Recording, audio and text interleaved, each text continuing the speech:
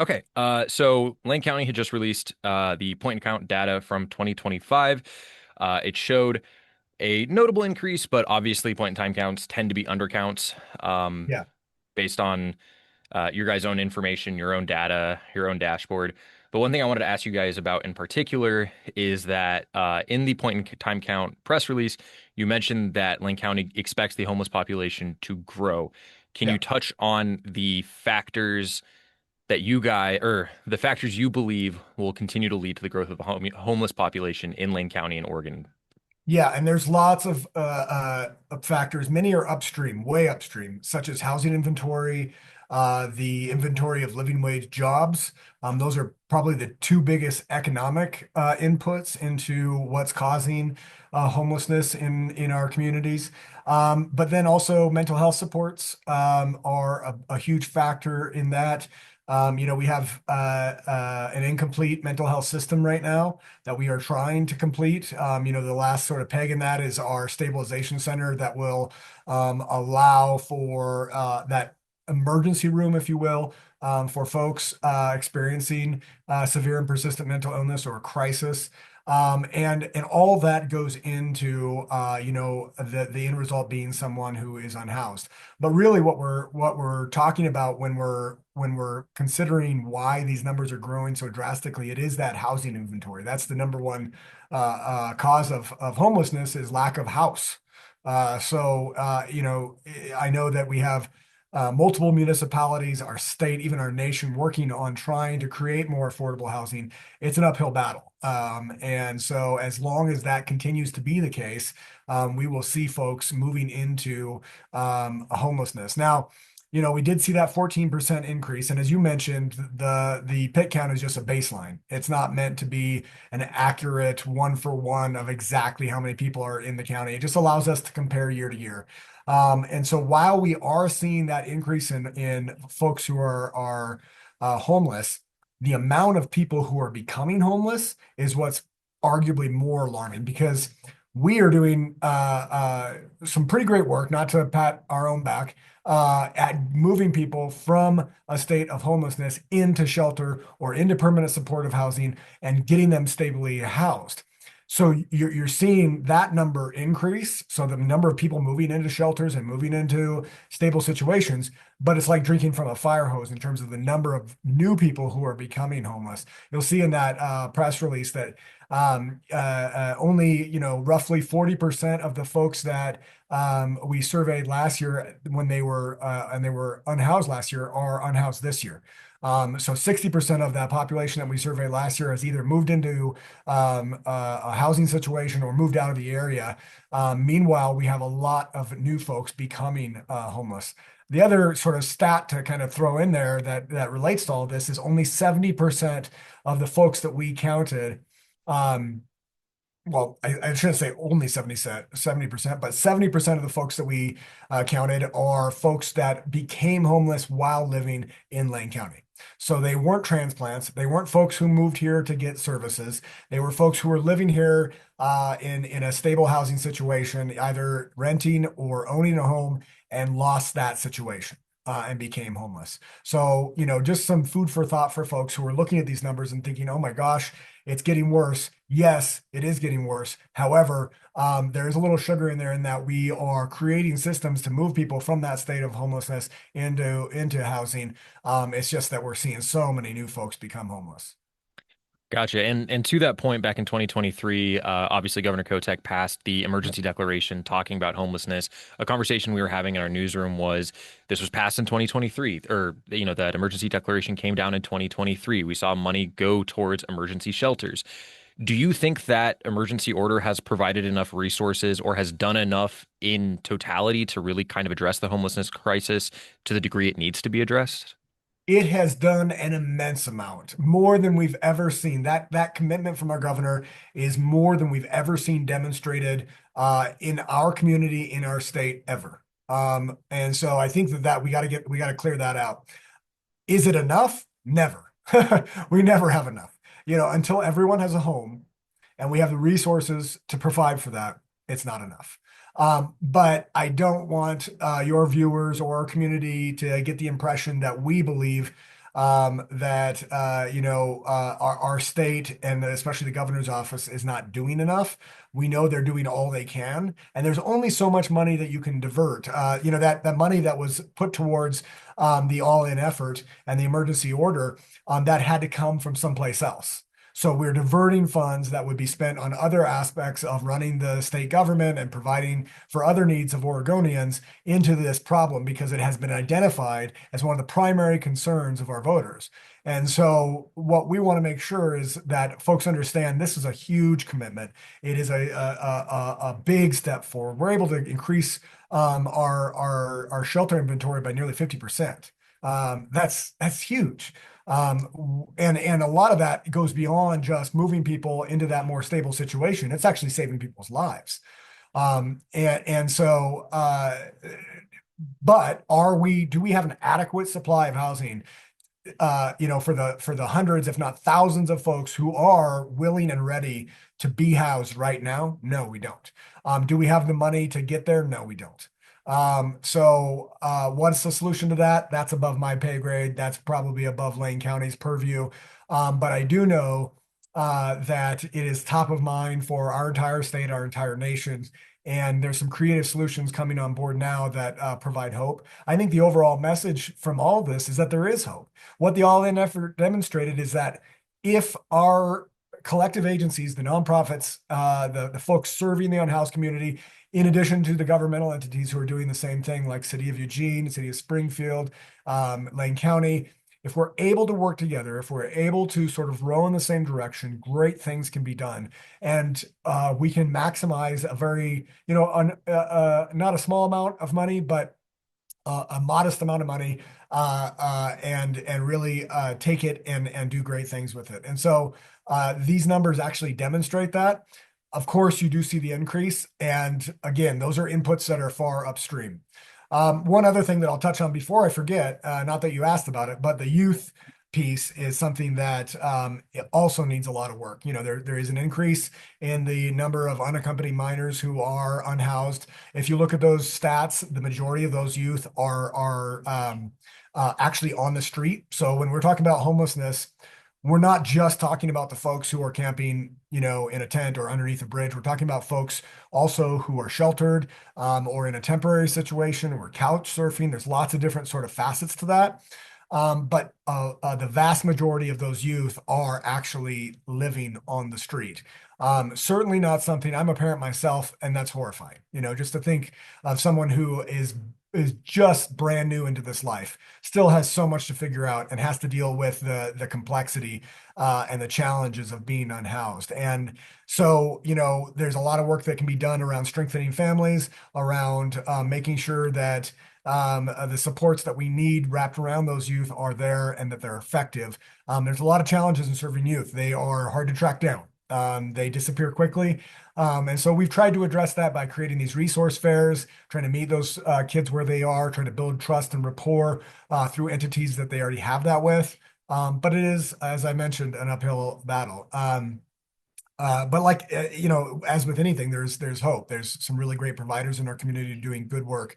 And I think the future is bright. But yeah, I'll pause right there and let you ask probably something you want to ask. Yeah, and I appreciate the answer there that, they're doing the best they can, but there's still a lot of work that needs to be done and there needs to be more resources. One thing I did want to ask you about too was in the release talking about the point in time count, it mentioned that I think it was Eugene and Springfield in particular, there needed to be something like 33,000 new housing units over the next 20 years to, I'm assuming, properly address homelessness as a crisis, as well as address the population growth. Could you elaborate a little bit more on that? Yeah, so that number, that 33,000, comes from what we're seeing statistically as the growth rate. So looking out 20 years from now, if we start building now, how many new units will we need to construct in that 20-year time span for there to be adequate housing in Lane County in 20 years? And so you'll see that 33,000 number, which is astronomical. Now, bear in mind, we're not talking about 33 300,000 brick and mortar homes with a white picket fence. We're talking about apartment units and some homes, duplexes, a variety of different options.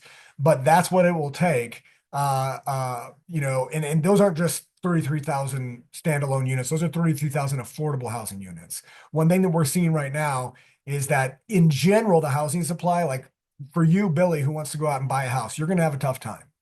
The inventory is just small here in Lane County. Plus, last figure that I saw, to comfortably buy a home, you need to be making around $153,000 a year.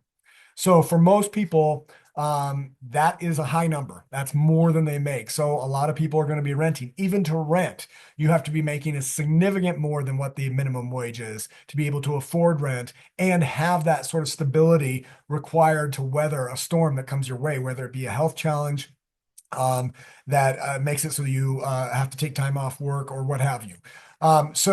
So what we're talking about here, though, is just one more facet to that, which is affordable housing. That's housing that is offered at a reduced rate. And so in order for that to happen, we have to have developers who are willing to work, at reduced rates. We have to have landlords who are willing to work with government programs to receive subsidies. Where there's a lot that goes into being able to create those housing units that are offered below market. That 33,000 is a heavy lift. Will we get there? Gosh, we hope so, because that truly is the number one best solution to ending homelessness is creating more housing opportunities.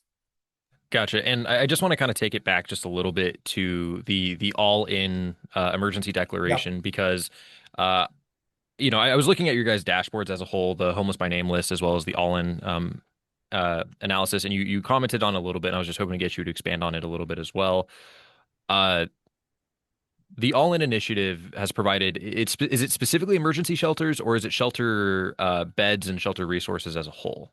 So there's several different facets that the state identified as a priority of where they want to see the money spent. One of those is emergency shelters. And so that includes creating new shelter opportunities as well as retrofitting old shelter opportunities to be able to house a larger population.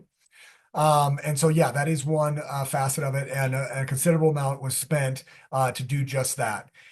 We ended up opting to spend quite a bit on that refurbishment option because it was more affordable to take existing units rather than new construction. And renovate those or expand the space that's already there to allow for more folks to be able to inhabit those. But the other aspects to it was homelessness prevention. That was a big one. So looking at individuals who are precariously housed. So someone who may be sharing an apartment with several roommates, but is one paycheck away from losing their rental situation, or even people who own a home who can't pay their mortgage. Those programs like rental assistance, energy assistance for utility bills, that all was part of that all-in effort as well. Some of those programs existed before, but part of I guess what our governor has lauded our effort here locally as being so effective. One of the reasons for that is instead of reinventing the wheel, we kind of looked at what we already had and what we needed to make those systems more effective. So most of what we did was using that money to improve and expand the existing services. And so those kind of two main categories are where a lot of that money was spent. Gotcha. This is a smaller question, but it's something that kind of stood out to me, and I was hoping to just get a further explanation about it. One of the things listed in there is domestic violence survivors in terms Oh, of the homeless population. there's a It typo, said yeah. okay. What is the correct number? It's that number minus the last four. That last four was supposed to be a footnote. And when I pasted it into Flash Alert, it made it into a large four. So it's 340, I think. Okay, so that number actually decreased. Okay. Wait, yeah, yeah. The number decreased. Whoa, sorry, there's a bird right in front of me. Sorry, hold on one second. A bird got into my house and was stuck in here before the interview, but now it decided to fly right in my face. All right. Oh, you're muted. Okay. Sorry about that. So yeah, Okay, I appreciate the kind of explanation because we saw that and we're just like that doesn't seem correct. Yeah, right. But one thing I did want to ask about, and this is specifically more about the homeless by name list, the dashboard that you guys keep. Um, Something that kind of stood out to me was that from 2023 to 2024, the homeless population, the homeless by name list, stayed relatively the same. I think the difference was literally one person. Um, but looking at the data to date this year, it seems like we are on pace, or on pace to uh, see the homeless population increase significantly. We're not even halfway through the year, and I think the number last I checked was 6,700. Although it did say about 4,400 were or identified as homeless in April. Could you explain the like the that dashboard a little bit more, and specifically how it accounts for that total population, the 10,680 whatever versus the 6,700 that were listed in Yeah. 2025 to So date?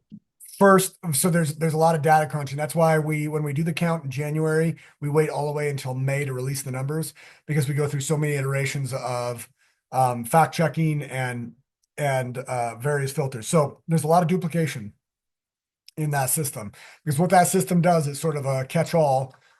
Anytime anybody goes into one of our 110 service providers that feed into that system and registers for services or accesses a service, that data point goes back in to the system. So it's designed hopefully not to get duplicates, but we get about 1,500 to 2,000 duplicates every year. And the reason for that is we'll have someone who comes in, let's say Billy comes in and he goes to Catholic Community Services and he uses BILLY, and then he applies for services, and then he goes to the St. Vinny's and he applies for services, and this time he uses BILLIE and he says he's never applied for service before. Well, we have the same person. So as we suss it out, we're able to determine that that's the same person and then reduce that number down. Additionally, there's some duplication in the way the services are used. And then also as people move out of the system and exit the system, we then will sunset them out. We only do that twice a year. So we haven't done that so far. So what you'll see, like let's say right now we have 20,000 people in the system, and who are actively accessing services. At the end of the fiscal year in June 30th, we will go back in and eliminate everybody who has exited the system, meaning that they have gone in and said, I no longer need the service. I'm no longer homeless. Then we'll clear them out of the system. And so that will be probably around 1,500 to 2,000 people just immediately X'd out of the system. So it's one of the drawbacks of using that digital interface, to track this. And that's why we couple it with the physical count as well. Gotcha. Okay. Well,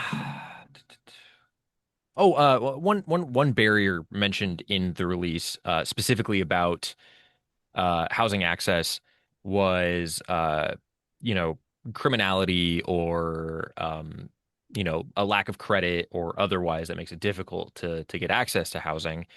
Do you guys have a clear number on how many people are really struggling with getting housing with those barriers in place? I mean, is it something you were able to quantify? We may be able to. It is a symptom that is present in almost every instance, though. We call it spiraling. So essentially, when an individual is on top of their bills, paying all their bills, is gainfully employed, and is in a stable housing situation, that's the ideal scenario. You take away one of those stabilizing factors, and it starts to erode the stabilizing factors on everything else. For instance, if you lose your job, you can't pay your rent. If you lose your apartment, now you're homeless. So you go try to get a new apartment. Let's say you have some money saved, but you don't have a job. The apartment does not want to rent to you if you don't have a steady income. Then you can't pay your bill. Let's say you miss one payment, it immediately impacts your credit. The lower your credit score to begin with, the more of an impact that one missed bill has. So if you have a credit score of 400 and you miss one bill, that's 100 points. Boom, right there. If you had a score of 700, you miss one bill, not a huge impact. So there's this kind of domino effect that happens, and that's kind of what we're talking about. It's virtually present in every individual we work with. Gotcha. Okay. All right. Well, thank you so much, Jason. I appreciate it. Thank you for taking time to talk to me about this. Of course. I know like we only kind of really scratched the surface of, I mean, this is a very all-encompassing issue, but I do appreciate you taking time to talk to us. And then we'll be or Tiffany will be following up later this week or tomorrow. Sounds good, Billy. Have a All right. good Thank you rest so of your much. day.